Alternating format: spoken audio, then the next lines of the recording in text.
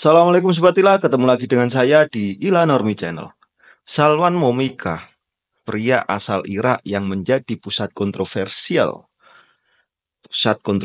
global setelah aksi dia yang berulang kali membakar Al-Quran di negara Swedia pada tahun 2023, tahun yang lalu. Dia telah tewas ditembak pada hari Rabu kemarin tanggal 29 bulan 1 2025. Insiden ini terjadi hanya sehari sebelum pengadilan di Stockholm yang dijadwalkan untuk memutuskan apakah dirinya, Salwan Momika ini, bersalah atas tuduhan menghasut kebencian etnis dengan cara membakar Al-Quran itu. Meskipun pada dasarnya pemerintahan Swedia telah mengutuk keras aksi pembakaran Al-Quran tersebut, tapi tindakan tersebut dianggap oleh pemerintahan Swedia dianggap sebagai bentuk suatu kebebasan berbicara yang telah dilindungi di bawah hukum Swedia. Hal ini memicu tegangan diplomatik dengan beberapa negara Muslim, termasuk Iran salah satunya. Pada suatu waktu, pemimpin tertinggi negara Iran, yaitu Ayatullah Ali Khomeini, pada tahun 2023 menyatakan bahwa orang yang menodai Al-Quran harus menghadapi hukuman yang paling berat dan menuduh Swedia memulai perang terhadap dunia Muslim dengan cara mendukung pelaku pembakaran Al-Quran. Di sini kita bisa melihat bahwasannya memang Swedia sebetulnya itu sangat mengutuk keras tindakan yang dilakukan oleh Salwan Momika ini, yaitu tindakan yang membakar Al-Quran. Namun di sisi lain, Swedia itu juga mempunyai undang-undang kebebasan berekspresi yang dimana membakar kitab suci Al-Quran itu tidak ilegal selama tidak disertai dengan ancaman kekerasan atau hasutan kebencian. Itu undang-undang yang ada di negara Swedia. Pemerintahan Swedia pun menegaskan bahwa mereka tidak mendukung aksi Momika ini, tetapi di sisi lain pemerintahan juga tidak dapat melarang karena perlindungan konstitusi terhadap kebebasan berkumpul dan berpendapat ini. Namun ada pandangan lain dengan negara-negara yang memberlakukan hukum blasfemi atau hukum terhadap seseorang yang menistakan simbol-simbol agama ini. Mungkin di beberapa negara Muslim seperti Pakistan, Arab Saudi, atau Iran, penghinaan terhadap agama itu bisa dihukum dengan seberat-beratnya, termasuk hukuman mati. Namun perlu diingat bahwasannya ini adalah suatu hukum nasional, bukan suatu ajaran Islam yang universal. Tidak dapat dipungkiri, di banyak masyarakat, agama adalah bagian dari identitas yang sangat sensitif sekali. Pembakaran kitab suci bisa memicu kemarahan yang besar, yang kadang berujung pada kekerasan atau respon yang sangat ekstrim oleh masyarakat Muslim atau masyarakat yang beragama yang lainnya. Namun, kita sebagai umat Islam juga harus mengedepankan prinsip-prinsip ajaran Islam dalam menyikapi hal seperti ini. Kita akan membahas apakah di dalam Islam dalam menyikapi seseorang yang melakukan penistaan atau seseorang yang melakukan penghinaan terhadap simbol-simbol agama ini di dalam perspektif Islam tentunya, bukan di dalam perspektif hukum nasional negara Islam. Yang pertama, perspektif Islam di dalam menyikapi penghina agama ini Prinsip utamanya Islam itu sangat keras melarang penghinaan terhadap agama manapun, termasuk menghancurkan tempat ibadah atau simbol-simbol agama. Di dalam Al-Quran, Quran Surat Al-Hajj ayat 40 sudah jelas dinyatakan bahwasanya kita sebagai umat Islam itu sangat dilarang keras untuk menghina terhadap agama manapun, termasuk menghancurkan tempat-tempat ibadah. Namun di sisi lain Al-Quran juga mengajarkan umat muslim untuk tidak memaksa keyakinan bahwasanya agama Islam, seseorang itu harus masuk Islam, seseorang itu harus menganut suatu keyakinan yang diyakini umat Islam. Itu termaktub dalam surat Al-Baqarah ayat 256 dan merespon penghinaan terhadap agama yang ada di dalam Islam itu dengan kebijaksanaan. Itu termaktub dalam Quran surat Al-Furqan ayat 63. Dari prinsip utama ini, sekilas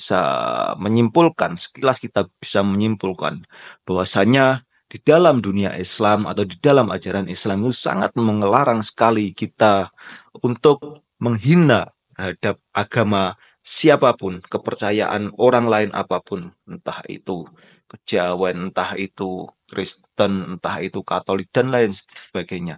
Termasuk menghancurkan tempat ibadah atau simbol-simbol keagamaan. Hal itu sudah jelas sekali dinyatakan di dalam kitab suci kita, umat Islam, yaitu kitab suci Al-Quran. Selain itu juga Islam juga menegaskan bahwasanya umat Islam itu juga sangat dilarang untuk memaksakan suatu keyakinan kita, keyakinan terhadap kebenaran agama Islam ini terhadap kepada orang lain, itu sangat dilarang sekali. Begitu juga untuk merespon seseorang dalam seseorang itu ketika seseorang itu melakukan penghinaan terhadap agama Islam, itu meresponnya dengan kebijaksanaan. Nah, ini sudah sangat jelas sekali, sudah sangat detail sekali dituliskan di dalam ayat suci Al-Quran. Selanjutnya kita lihat Nabi Muhammad SAW yang menjadi uswatun hasanah, suri tauladan yang baik bagi umat Islam yang ada di seluruh dunia ini. Nabi Muhammad SAW sering dihina semasa hidupnya, tetapi beliau memilih untuk memaafkan atau membalas dengan kebaikan. Hal ini bisa dilihat ketika beliau saat diusir dari kota Taif, beliau malah berdoa, "Ya Allah, berilah petunjuk kepada kaumku karena mereka tidak mengetahui." Hadis riwayat Bukhari. Nah, di sini sangat jelas sekali bahwasannya beliau baginda Nabi Muhammad SAW telah mengedepankan akhlakul karimah, akhlak yang baik sekali dalam menghadapi seseorang yang melakukan penghinaan terhadap agama Islam. Malah oleh Rasulullah didoakan supaya orang yang menghina tersebut itu diberi petunjuk oleh Allah Subhanahu wa taala, karena orang-orang yang menghina ajaran Islam, orang-orang yang menyepelekan ajaran Islam itu menurut Rasulullah tidak mengetahui ajaran Islam itu sendiri. Terus selanjutnya para ulama juga menekankan bahwasanya kemarahan terhadap penodaan agama itu harus diarahkan dengan perlawanan yang intelektual, bukan kekerasan fisik. Jadi ketika ada seseorang yang menghina, mengolok-olok agama Islam, ya kita harus melawan, tapi perlawanannya itu harus dengan perlawanan intelektual, mungkin dengan menunjukkan bahwasanya Islam tidak seperti itu, Islam tidak seperti yang dituduhkan, atau menjelaskan bahwasanya memang Islam itu memerintahkan umatnya untuk berperang, tapi dalam kondisi-kondisi tertentu. Islam juga memerintahkan kepada umatnya itu untuk berdamai, tapi dengan kondisi-kondisi tertentu. Nah, hal-hal yang seperti itu yang seharusnya kita munculkan di dalam permukaan, bukan malah ketika menyikapi ada seseorang yang melakukan penghinaan dengan kita melakukan marah mengatasnamakan bahwasanya kita seolah-olah mewakili Tuhan untuk menghukum seseorang yang melakukan penistaan terhadap agama kita, atau malah mengambil suatu tindakan yang di luar nalar kita, menghilangkan nyawa seseorang yang melakukan penghinaan itu. Bahkan perilaku tersebut sangat dikutuk sekali oleh ajaran Islam itu sendiri. Islam adalah agama yang sangat menjunjung tinggi kedamaian dan toleransi. Kekerasan dan pembunuhan tidak pernah dibenarkan di dalam ajaran Islam, kecuali dalam konteks-konteks yang sangat spesifik, seperti membela diri, seperti dalam peperangan yang sah. Jadi di dalam Islam itu sudah diatur sedemikian rupa, bahwasanya dalam menghadapi apapun, Islam itu menjunjung tinggi kedamaian, menjunjung tinggi toleransi dalam menghadapi kekerasan, tidak mengedepankan pembunuhan. Tapi di sisi lain juga Islam juga mengajarkan tindakan kekerasan pembunuhan dalam konteks-konteks tertentu. Ketika memang dunia Islam terjajah, ketika memang ada suatu bangsa yang terjajah. Nah, di situ kita harus melawan. Kalau tidak melawan ya kita akan mati sia-sia juga. Nah, dalam konteks pembakaran Al-Quran ini adalah memang suatu tindakan yang sangat tercela sekali dan sangat menyakiti bagi umat Islam di seluruh dunia. Karena apa? Karena Al-Quran itu adalah sebuah kitab suci yang berisi firman-firman Allah yang sangat disucikan sekali oleh seluruh umat Muslim yang ada di dunia dan merupakan suatu pedoman hidup bagi umat Islam yang ada di dunia ini. Tindakan pembakaran Al-Quran ini merupakan suatu penghinaan terhadap agama Islam dan seluruh umatnya. Namun reaksi atau tindakan pembakaran Al-Quran itu juga harus sesuai dengan ajaran Islam. Reaksi kita terhadap seseorang yang melakukan pembakaran Al-Quran itu juga harus dengan sesuai ajaran Islam. Umat Islam diajarkan untuk selalu mengedepankan kesabaran, kasih sayang, bahkan terhadap orang yang telah menyakiti mereka. Balasan yang setimpal terhadap kejahatan memang dibolehkan, namun harus tetap dalam batas-batas yang wajar dan tidak melanggar hukum.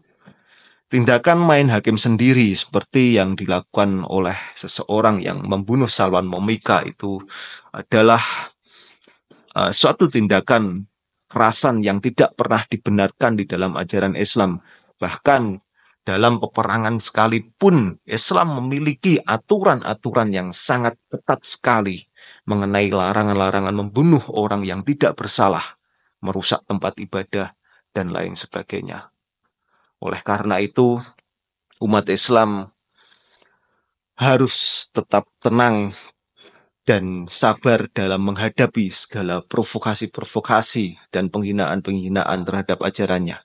Percayakanlah penanganan masalah ini kepada pihak yang berwenang dan jangan pernah mengambil tindakan yang melanggar hukum atau ajaran Islam itu sendiri.